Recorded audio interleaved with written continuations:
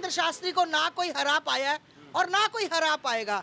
ये जितना मर्जी चिल्ला ले, जब इनके मुल्ला मौलाना सारे बोलते हैं तब इनके दर्द नहीं होता। जब हमारे धर्म की बात आती है तो इस्लाम खतरे में आ जाता है। हजारों मुसलमान धीरेन्द्र शास्त्री का सम्मान करते हैं और उनके आने से उनका भव्य स्वागत करते हैं। धीरेन्द्र शास्त्री एक भगवान का अवतार है। मैं आपको बता दूं, मैं पहले भी बहुत बार बोल चुकी हूँ, धीरेन्द्र शास्त्री हनुमान जी का अवतार है। साधु संत सनातन में सुरक्षित है, पर जहां ये इस्लाम के लोग आ जाते हैं वहां सुरक्षित नहीं है। नमस्कार, मैं अंजनी कुमार। भारत देश कहा जाता है कि ऋषि मुनियों का देश है, ऋषि मुनियों की धरती है। लेकिन इसी देश में और इसी धरती पे ऐसा दिन देखने को मिल रहा है जहां लोग साधु संतों के ऊपर बैन लगाने की बात कर रहे हैं। मैं बात कर रहा हूं बागेश्वर धाम सरकार के पीठाधीश्वर धीरेन्द्र कृष्ण शास्त्री की। जी हाँ, धीरेन्द्र कृष्ण शास्त्री के ऊपर मौलाना ने एक ऐसी बयान दिया है कि सुन के आपके रोंगटे खड़े हो जाएंगे। मन करेगा कि मौलाना को आप अपने घर बुलाएं और तत्क्षण दवाई दें। मौलाना कौन? वही मौलाना जो कुछ दिन पहले ये कहा था कि हमारे आने वाली पीढ़ी राम मंदिर तोड़ देगी, 50 सालों के अंदर राम मंदिर हमारी नस्लें तोड़ देंगी। मैं उस मौलाना की बात कर रहा हूँ जिसका नाम है मौलाना साजिद रशीदी। हमारे साथ हैं आस्था माँ, जो बराबर हिंदू धर्म और सनातन को लेके अपना आवाज़ बुलंद करती दिखाई देती हैं। तो मैं इनसे जानना चाहूँगा, आस्था माँ एक बात हमें बताइए कि अगर कोई मौलाना ये कहता है कि इस देश में 50 साल बाद हमारी नस्लें राम मंदिर तोड़ देगा, उस पर कोई कार्रवाई नहीं होता है, उसे ये कहा जाता है कि अब ये अभिव्यक्ति की आज़ादी है, और वही मौलाना ये कहता है कि धीरेन्द्र कृष्ण शास्त्री पे बैन लगा दो, और लोग जो हैं तैयार हो जाते हैं कि नहीं, बागेश्वर धाम सरकार पे बैन लगा देना चाहिए। आपका क्या कहना है? देखिए, सभी तो पहले दर्शकों को मेरा हर हर महादेव, जय जय श्री राम।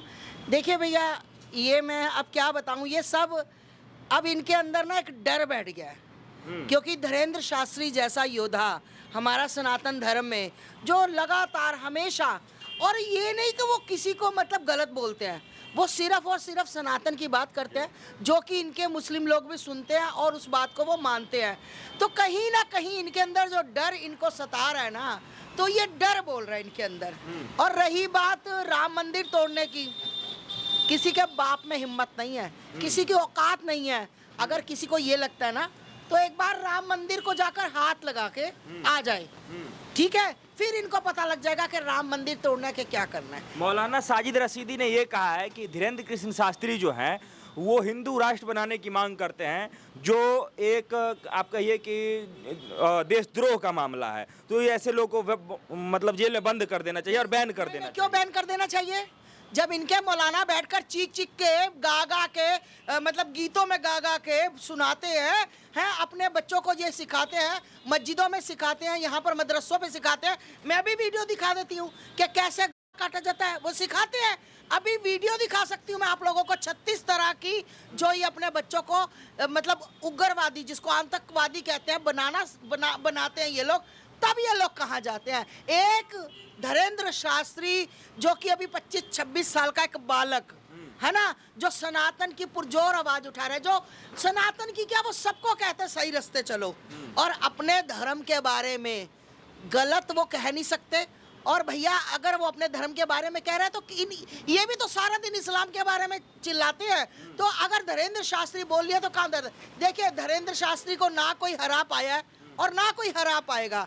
ये जितना मर्जी चिल्ला ले, जब इनके मुल्ला मौलाना सारे बोलते हैं तब इनके दर्द नहीं होता। जब हमारे धर्म की बात आती है तो इस्लाम खतरे में आ जाता है, इस्लामी देश इनके खतरे में आ जाते हैं। ऐसा क्यों होता है, आज तक नहीं समझ आई। अच्छा, मैं ये पूछना चाह रहा हूँ कि वो कह रहे हैं, जो मौलाना है साजिद रशीदी, उनका कहना है कि इस्लामिक राष्ट्र की मांग करना भी जिस तरीके से देशद्रोह का मामला है, उसी तरीके से हिंदू राष्ट्र की मांग करना भी देशद्रोह का मामला है। हाँ, देशद्रोह का मामला है। तो भैया, जहाँ पर आपने यही बातें बोल बोलकर तुमने 57 कंट्रियां बना ली। अरे भैया, एक तो हिंदू राष्ट्र भी होना चाहिए ना, हम भी गर्व से कह सके कि हमारा हिंदू राष्ट्र, हम हिंदू राष्ट्र में रह रहे हैं। तो बिल्कुल हिंदू राष्ट्र बनेगा। ये जो मर्जी सियासत कर ले, तो इनकी सियासत नहीं चलेगी भैया। हिंदू राष्ट्र भारत बनके रहेगा, हर हालत में बनेगा। ये लोग देखते रहे, हिंदू राष्ट्र, ये हिंदू राष्ट्र है, बस एक दिन सुनहरी अक्षरों में लिखा जाएगा कि ये हिंदू राष्ट्र है। अच्छा माता जी, इस देश में बहुत सारे साधु संत हैं, बहुत सारे प्रवचन करता हैं, लेकिन सिर्फ और सिर्फ बागेश्वर धाम सरकार को ही किसी मौलाना द्वारा और किसी राजनीतिक पार्टियों द्वारा विरोध करना कहाँ तक जायज है और क्यों किया जा रहा है? अब ये मौलाना जो भी बाहर निकल के आ रहे हैं, अब इनकी क्या है भैया, अब ये धीरेन्द्र शास्त्री का नाम लेंगे तो टीआरपी होगी ना, लोग देखेंगे ना, इनका भी नेम फ्रेम बनेगा ना। तो धीरेन्द्र शास्त्री एक भगवान का अवतार है। मैं आपको बता दूं, मैं पहले भी बहुत बार बोल चुकी हूँ, धीरेन्द्र शास्त्री हनुमान जी का अवतार है। उनके अंदर शक्तियां, वो नहीं कहते, मैं कहती हूँ, उनके अंदर शक्तियां हैं। जिस मौलवी को, जिस पादरी को, जिस भी किसी समुदाय के, किसी भी पंथ के, किसी भी हिंदू चाहे कोई भी हो, जिसको भी ये अजमाना हो ना, तो आ जाए धीरेन्द्र शास्त्री के। अगर धीरेन्द्र शास्त्री आगे से गीली और पीछे से पीली करके ना भेजे तो मेरा नाम आस्था मानी। भैया जिसके अंदर कुछ होता है वो ही बोलता है, दूसरा कोई नहीं बोल पाता। ये हुलुलिया वाले कहाँ गए? अरे ऐसा लाइन में एक यूनिफॉर्म पहना के लड़कियों को खड़ा कर देना और एक लड़की को टच करना और हुर्र हुर्र करती सारी गिरती जाए, ये क्या है? ये ड्रामा नहीं तो क्या है? मैं नहीं मानती, मैं किसी को नहीं मानती, ना हुलुलिया वाले को मानती, ना इसके इस्लाम में जो ये तांत्रिक वांत्रिक, मैं नहीं मानती। जिसको भी सनातन के धीरेन्द्र शास्त्री की परीक्षा लेनी है ना, उसको सामने आकर बैठना पड़ेगा धीरेन्द्र शास्त्री के। तुम अगर वो हार गया भैया तो हम सब कुछ छोड़ देंगे, अगर वो तुम लोगों की तौबा करवा के ना उठे तो मेरा नाम बदल देना। अच्छा माता जी, ये देखिए कि इसी देश में जब साधु संतों को, चूंकि धीरेन्द्र कृष्ण शास्त्री को वाई कैटेगरी का सुरक्षा मिला है, आपको क्या लग रहा है कि वाई कैटेगरी का सुरक्षा साधु संतों, क्या साधु संत सुरक्षित नहीं है हमारे देश में? बिल्कुल भैया, साधु संत सनातन में सुरक्षित है, पर जहां ये इस्लाम के लोग आ जाते हैं वहां सुरक्षित नहीं है। क्योंकि जो साधु संत अपने धर्म की बात करेगा, जो हिंदू राष्ट्र की बात करेगा, उसको इसी तरह टारगेट करेंगे। सुरक्षा मिलनी चाहिए उनको, पर शर्म की बात है हमारे लिए कि उनको सुरक्षा मिल रही, मतलब हम अपने भारत में रहकर भारत की बात नहीं कर पाते हैं। आपको पता है यति महाराज जी को भी इन लोगों ने टारगेट किया था। तो ऐसे ही जो संत आम नागरिक, अब नपुर शर्मा देख लो, नपुर शर्मा ने क्या गलत कहा था? कोई गलत नहीं कहा था, उसने उनकी बात का जवाब दिया था। आज उसके ऊपर भी मुसीबत आई। तो भैया यहाँ पर जो सत्य बोलेगा, जो सनातन की बात करेगा, वो उसी का हशर यही होगा और उनको यही सिक्योरिटी मिलेगी तो वो सेफ रह पाएंगे। वही मैं कहना चाहती हूँ कि अपने भारत में भी हम लोग सेफ नहीं हैं। तो मैं हिंदुओं से पूछना चाहती हूँ कि तुम आखिर कैसे मानोगे, क्या करके मानोगे? क्या करे? बागेश्वर धाम सरकार बोलना बंद कर दे, यति महाराज जी बोलना बंद कर दे, मैं बोलना बंद कर दूं और सनातनी बोलना बंद कर दे, क्या करें? घर बैठे सिर कलम करा ले? अरे भाई, हमारे तो पहले ही यहाँ पर सेकुलर हैं, ये जयचंद सोए हुए, आंखें बंद है इनकी, इनको सुनाई नहीं देता क्योंकि इनके घरों में मुसीबत नहीं आई। जिसके घर में मुसीबत आई उसने 10 लोगों को बताया कि उठ जाओ भैया, मुसीबत तुम्हारे घर भी आ सकती है। तो मेरा कहने का मतलब है कि हमारे जो भी सनातन धर्म के सनातनी, जो भी हमारे योद्धा, जो भी हमारे संत सनातन की बात कर रहे हैं, बिल्कुल हमारा समर्थन उनको 100% है। अच्छा, धीरेन्द्र कृष्ण शास्त्री द्वारा एक कथावाचक द्वारा अगर हिंदू राष्ट्र का आवाहन किया जाता है तो ये ठीक चीज़ है? सही लग रहा है आपको? तो गलत क्या है? गलत क्या है? अगर वो कथावाचक है तो हिंदुओं का है, तो सनातनी वो कथावाचक, तो इसमें दर्द क्या? हर कथावाचक करता है। ये है किसी की आवाज़ बुलंद हो जाती है, किसी की दब जाती है। कौन से कथावाचक है जिसने नहीं कहा कि बिल्कुल भारत एक सोने की चिड़िया हिंदू?